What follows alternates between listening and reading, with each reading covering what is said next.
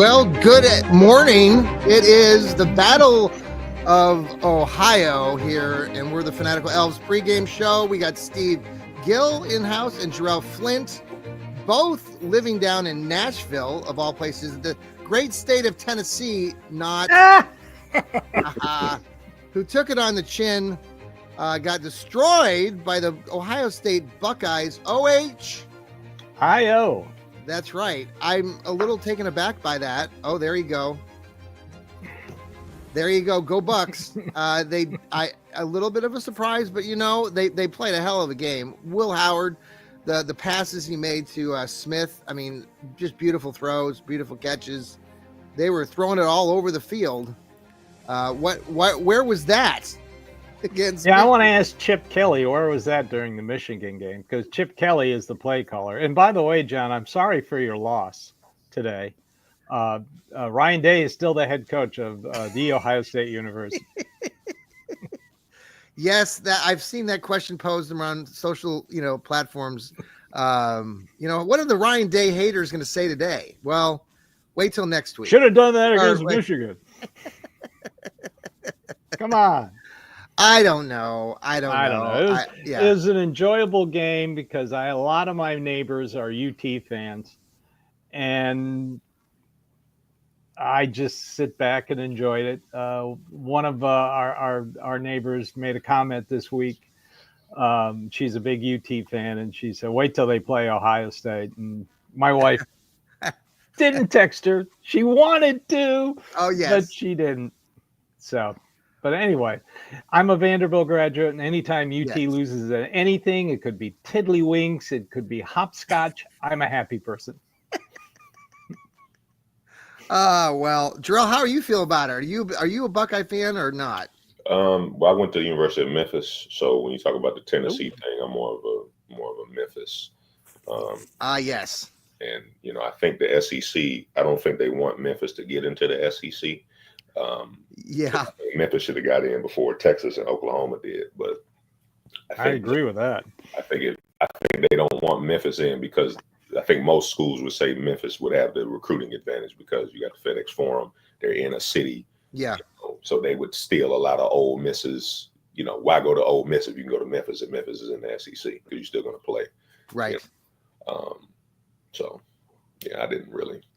No. Care. But I think that they was going to lose. That Tennessee was going to lose. They don't play well against the juggernauts. You know what I'm saying? The quarterback. I was impressed with the quarterback's play here and there. I thought he did some really nice things. Big kid, 6'6". Is he a senior, junior? What's his status for the NFL? He's a freshman. He's a freaking freshman. Yeah, 5-star out of California. Wow, that's. I mean, I don't know. Like he looks pretty appealing. I don't know. What do you guys think about that? What are your thoughts on him potentially being a pro? I don't see it. No, I don't either. No. Okay. First time he gets sacked, he'll be snapped in half. a lot of these college quarterbacks, they don't really play within structure. 2-step drop, 4-step drop. It's when you get to the NFL, all that dancing, you can't do that. Look at Caleb Williams. They said that he was this phenom, and he looks very average, below average. Yeah, that's true. He won the Heisman. Very true. So and he won the Heisman. I mean, the Heisman is so we don't even it's not even a thing anymore, right? I mean, it's like I don't know. There's been a lot of chatter, and we're going to talk about the Browns' battle here of Ohio, but it was interesting listening to all these takes, and I know it's college football I'm talking about this second, but this NIL stuff, and then you heard Nick Saban and some of the people yesterday talking about it on game day, the Kirk Herbstreit and stuff about what's happening in the college game and this transfer portal and the money. It's just becoming it's becoming the NFL. It's basically the farm system for the NFL now.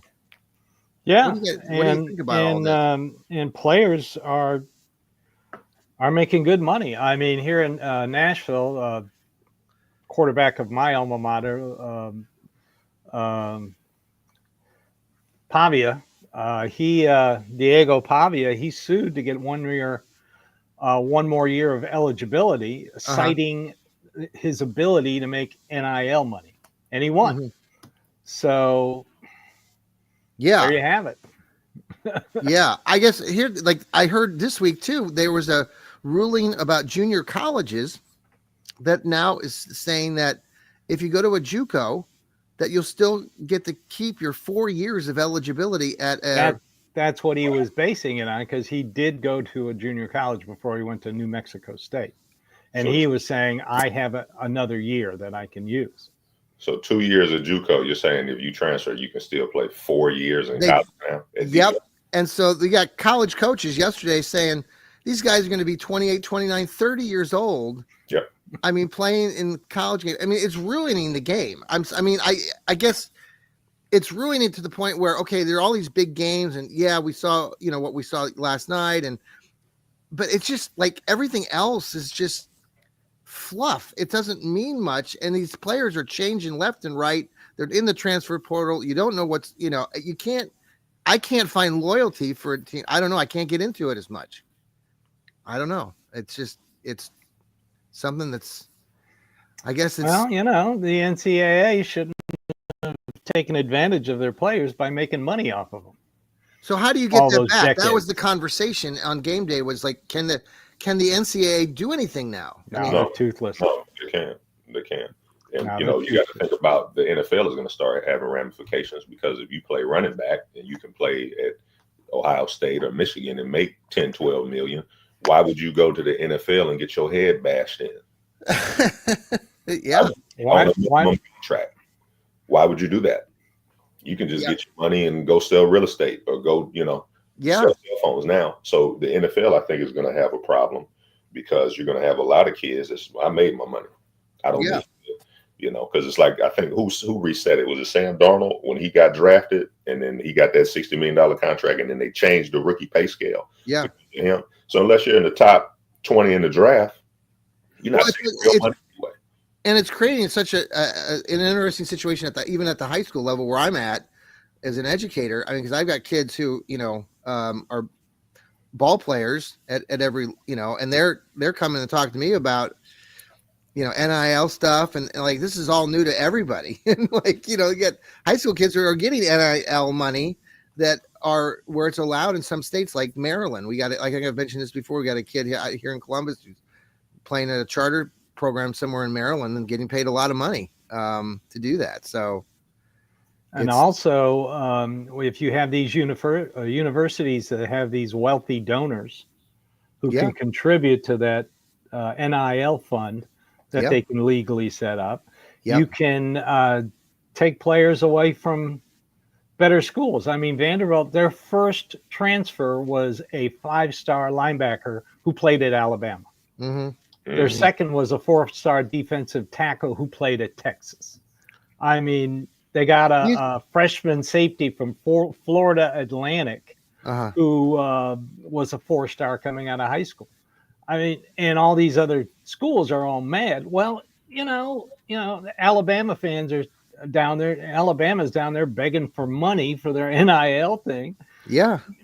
That's the way the system is now. Do you think like Bill Belichick got it back into going to North Carolina because of what we're talking about? Because it's becoming more like the NFL and contracts and money and stuff. I mean, he's been in it all these years. I mean, can see that. Yeah.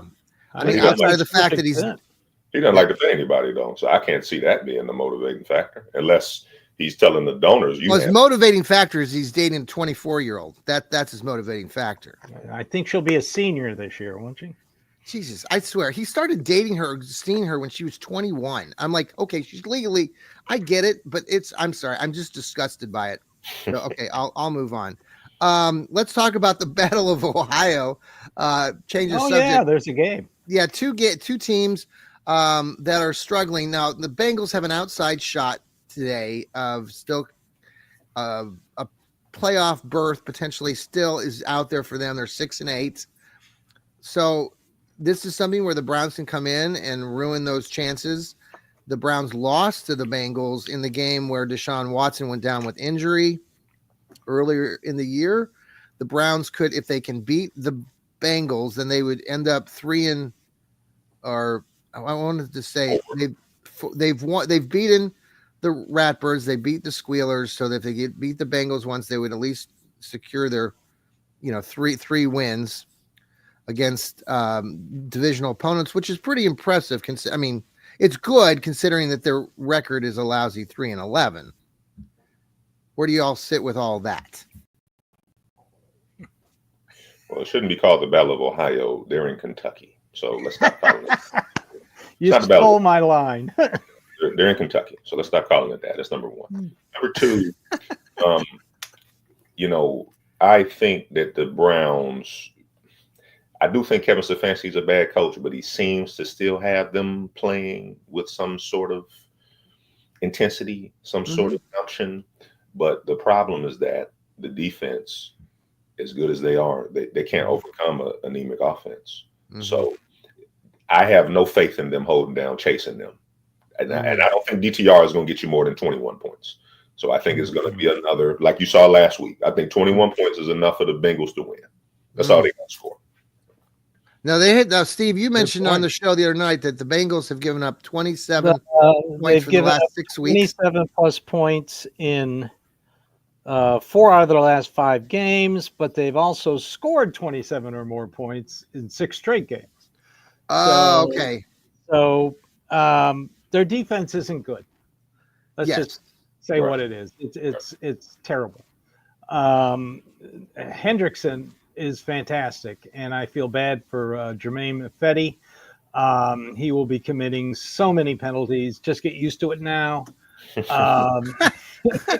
Poor guy is going to get racked up. I mean, Hendrickson, 12 and a half sacks, 67 pressures on the year, 14 quarterback hits. But conversely, I think DTR is his style, the RPO. And like I said, Friday night, Jerome Ford, 5.2 yards a carry over his 87 attempts. I was impressed by that stat. I didn't realize that. I mean, obviously he's broken a run or two, but that's pretty good. And he can help in the passing game. The only chance they have is if the defense plays like they played against Kansas City. Yep. They held Mahomes to, 4.2 yards an attempt, season low for him. They held Kansas City running backs to 3.8 yards a carry, a season low for Kansas City. So if that defense shows up, this could be and they don't allow an opening kickoff return for a touchdown like they did the first time. I think they might have a chance. I'm not really expecting it. I expect Myles Garrett to go crazy to whomever is going to try and block him. They threw out like 3 or 4 guys' names because nobody knows for sure who's going to be the left tackle of the Cincinnati Bengals. But like I said Friday, Cincinnati #1 third down offense. You just gotta get them in 3 and outs. And then unfortunately they're going to punt to a Cleveland Brown punt team that I just close my eyes while I'm watching TV. I just go, please don't. I mean, he fumbles it. He fair catches when he could possibly get 10 yards. I mean, it's they got to find a punt return. The 2020 year, it's so depressing because that 2020 year was such a sweet year because we were so good with our special teams. We were so good with the turnover ratio. We had so many things that year that were really in our favor. Hey, Jarrell, I didn't get a chance to talk to you Friday night. Steve and I did a little bit about Myles Garrett. I don't know if you caught his presser. He had an interesting 10-15 minute conversation. He talked about a lot of things, but what got toward the end, he was asked a lot of questions about his future in Cleveland. And he basically put everybody on notice that he wants to move forward and not backwards. How do you feel about that? Do you think that he'll be here long term? I see different things people posting, and I think it has a lot to do with who's quarterback. Yeah, well, I think if the Browns are serious about winning, they won't do like the Titans did and trade their best, let their best player walk like the Titans did with AJ Brown, like they did Yeah. with Derrick Henry, and you see what those two teams that got those two players did. Whatever team Myles Garrett goes to, Yeah. Pittsburgh would try to be all over that. Yeah. Baltimore would try to be anybody in the AFC North would love to have him. Buffalo, Kansas City, they would love to have him. So whoever he goes to they're gonna instantly be Super Bowl contenders. Yeah. But if you're Myles Garrett, you got to think about it like this. You just mentioned the 2020 season. You were trending in the right direction. You had stability. But then, and I'm going to talk about this on the Stefanski stability fallacy show, you let Baker Mayfield go. And Kevin Stefanski signed off on that. Regardless of what anybody wants to say, he signed off on that because of the Baker Mayfield shoulder thing and his attitude toward it. So you let him walk. Yeah. You haven't really got the quarterback situation right ever since. You gave Odell Beckham away to the Rams. You let Jarvis Landry walk. There's some other pieces that you just let walk away. And the only constant that you've kept is Stefanski. And we went through the numbers on my show. Stefanski is below average. He's the worst coach in the division. I know Myles Garrett sees that. So if you're Myles Garrett, you're getting chipped, you're getting, double, triple block. Why would you want to put up with that for another 2-3 years in your prime and basically go out like Joe Thomas? He doesn't work like Joe Thomas. And I don't blame him. So, they're going to need to figure it out because they're this close to going back to the dregs of the league. They're that close. And I think Myles Garrett is the only one that is, instilling any type of hope, him and Chubb. I think the one thing that caught my attention, Stevie, and I talked about this with Ethan and the others the other night, was that, Myles was talking about kind of going back to he mentioned the run game. He mentioned time of possession. His defensive and his teammates are talking. So I'm anxious to see how this all spills into next year. All right, let's pause for a quick break here. Let me real quick. Yep. I've read everybody's interpretations. Since we had our show, and anybody can interpret what he said any way they want, and a lot of people are interpreting it to fit their narrative. I actually went back and read it, and then went back. It was his normal player availability during the week, so I went back and watched a few of them for about the last month.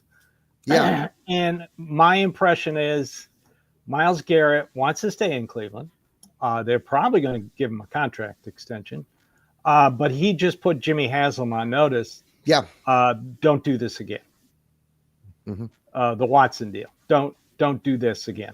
And when he mentioned GCR, that's basically what he's saying is, Mr. Haslam, don't do this again. Don't handicap this team again. So, you write the checks and you can pay anybody you want, but please don't do this again. So that's the way I took it. Okay, let's pause for a quick break here on the pregame show. We'll be right back. And we're back here on the Fanatical Elves pregame show. We're talking about the Battle of Ohio.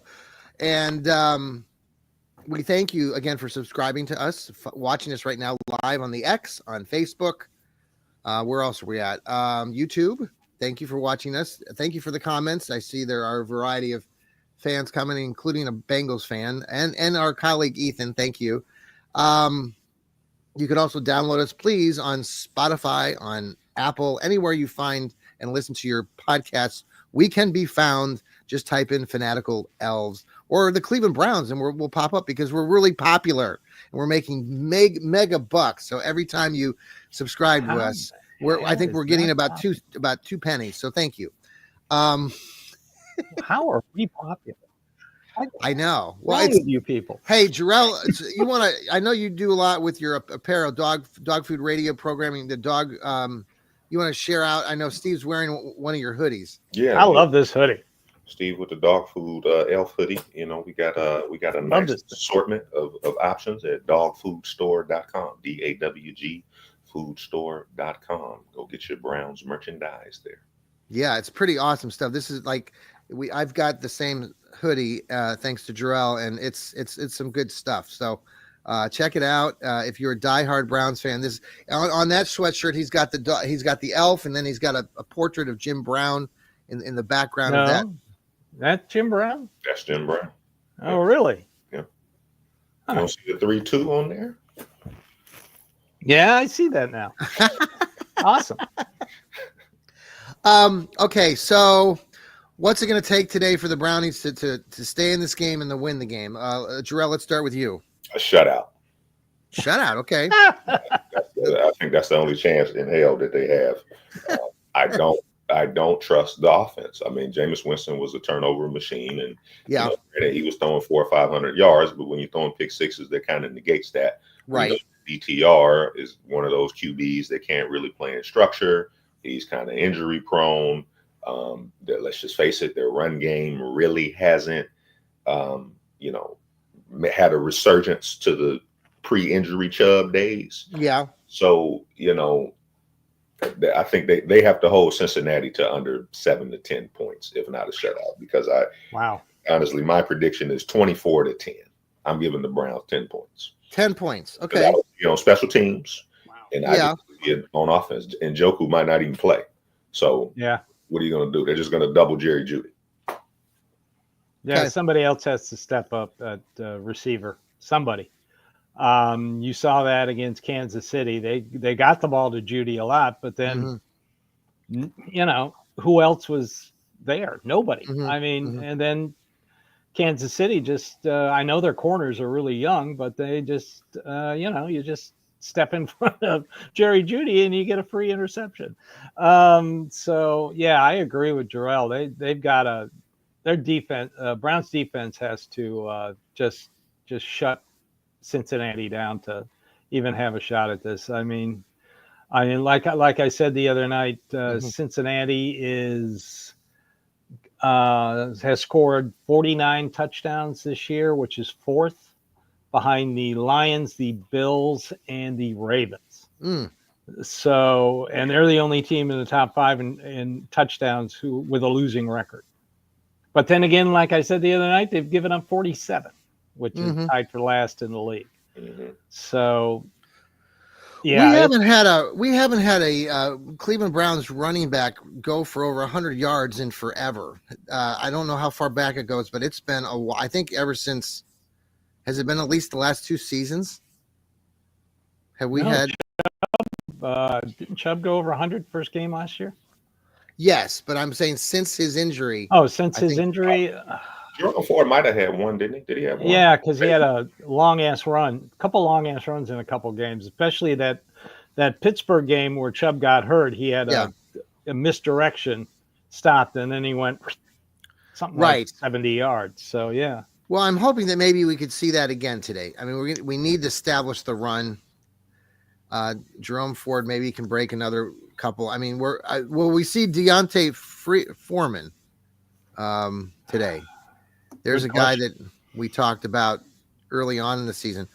So David Njoku, will he be back? Is that what's projected? He's still questionable when I just looked. He's still questionable, yeah. I've heard that what's our other wide receiver? Cedric Tillman still out with concussion issues. That's a little concerning. He's been out quite a while, but concussions can really be an issue there. Greg Newsome is out until we might never see him in a Browns uniform again.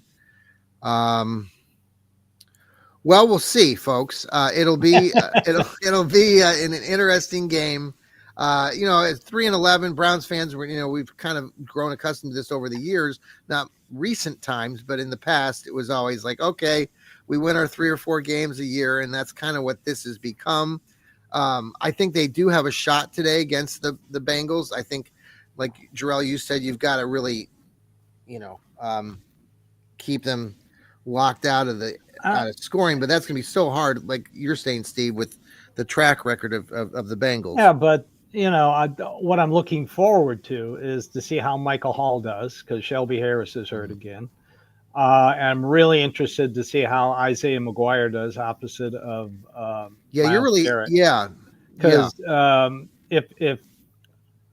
if their left tackle is as bad as what everybody's saying, including Cincinnati beat writers, then they're going to have to somehow triple team and chip Myles Garrett, and that's going to leave other players open to put pressure on Burrow. Yeah. Because we've all seen in the past how you pressure Burrow, he gets a little happy feet. So well, we have a good record against him. I mean, overall, I know what the circumstances are right now, and I know things don't look very good. But historically, the Browns have played the Bengals well. They've beaten them down in Cincinnati. It's going to be a cold day. I hope to God we don't have 6 turnovers like a week ago. If that starts happening again early, that could be an indication of a very long day again. I know, Steve, I brought this up at the end of the last show, and I'm not going to get into it right now, but it is, the whole pre-snap penalties and the yeah, it's you know who leads the league in penalties? The Bengals. Baltimore Ravens. The Ravens do. And they talked a lot about that while they were playing the Steelers. I watched some of that game. I didn't watch a lot of that game, but they pretty much controlled that from the beginning. But there was a play. They've got a tackle that leads the league in holding penalties. Yeah. And they lead the league in penalties. Kansas City's up there in penalties just as well. So yeah. Maybe if you're not on your sixth tackle, you can you might do a little better. Yeah. You know what I'd like to see today at 3-11? Your season is over, and you're starting this new, this DTR quarterback. And this is why I don't think Kevin Stefanski has it in him. You should be coming up with new plays that we haven't even seen before. Chubb is in the backfield. You put Elijah Moore back there. You send somebody out there on pre-motion. And just do something that looks exotic. But I don't think they're going to do it. So it's just like you should be trying to figure out what your personnel is and what your strengths are. With DTR, I haven't looked today. He's played in a few games. He beat the Steelers a year ago, right? Am I correct in that? 10-7. Yeah. But didn't he start the was that the Denver game last year that he started? He got injured, or was that after the Pittsburgh game that he got injured in? The Denver game he got injured. We threw him to the Wolves in that first game early on in the season against a year Baltimore, ago, which he shouldn't have. Right. That was a terrible situation. He started against Pittsburgh and Cleveland. They won on a last-minute field goal. Yes, and that was a good drive. I mean, I was there in the stadium. That was a great drive.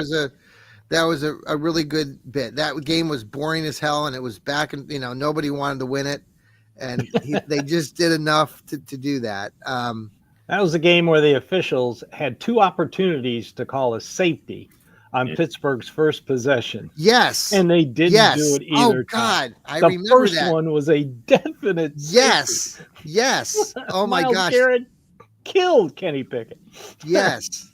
Oh my, I remember that. Boy, I was on the opposite side of the stadium. That was at the other end zone. So, gosh. Well, guys, special teams can just be average today, please. Yeah. Please. Just be average. I don't. And DTR not turn the ball over. I know that's going to be asking a lot. But they might have a chance. I'm not counting on it, but like Terrell said, 10 points sounds about right to me. Well, if they get up to 20, we'll all be celebrating. Oh my gosh. The Battle of Ohio, lots of things happened down in Cincinnati. Obviously, the ties with Paul Brown, creating the Browns and then going to Cincinnati, doing that whole thing with that team. We got Sam Weish with you don't live in Cleveland, you live in Cincinnati.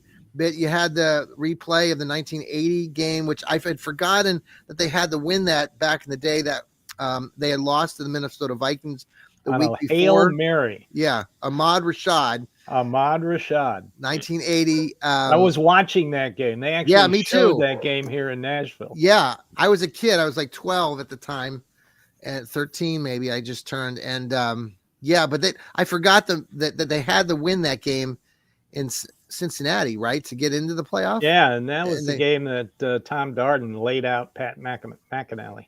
Yeah, and Bob Trumpy was one of the announcers. Yes, he hated Cleveland. Oh, every time he'd do a Browns game, you could tell he dripped with hatred. Yeah, Reggie Rucker was on that team. I loved Reggie Rucker, and then there was another kid, Ricky Feature. Ricky Feature, yeah, was another wide out there back then.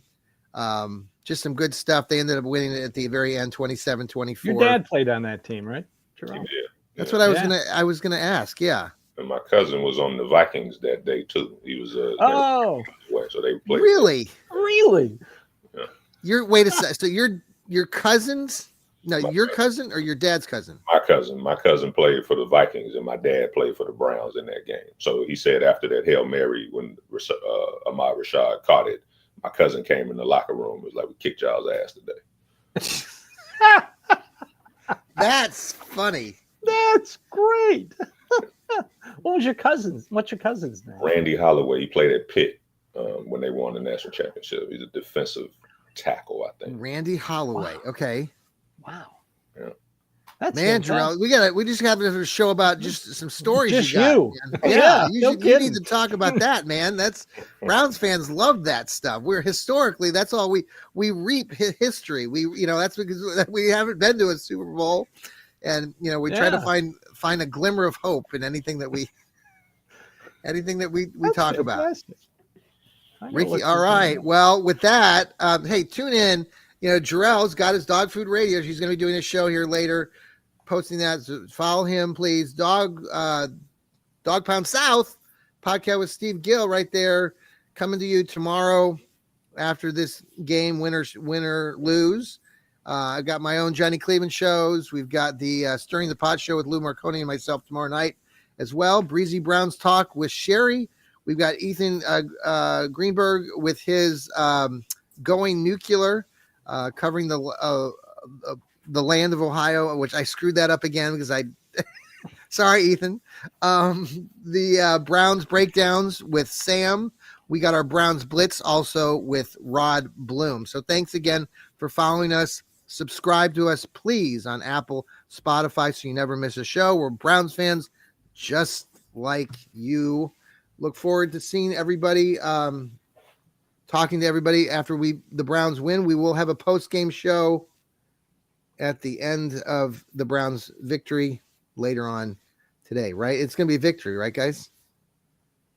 I hope so. But I'm not higher order in the draft, so just...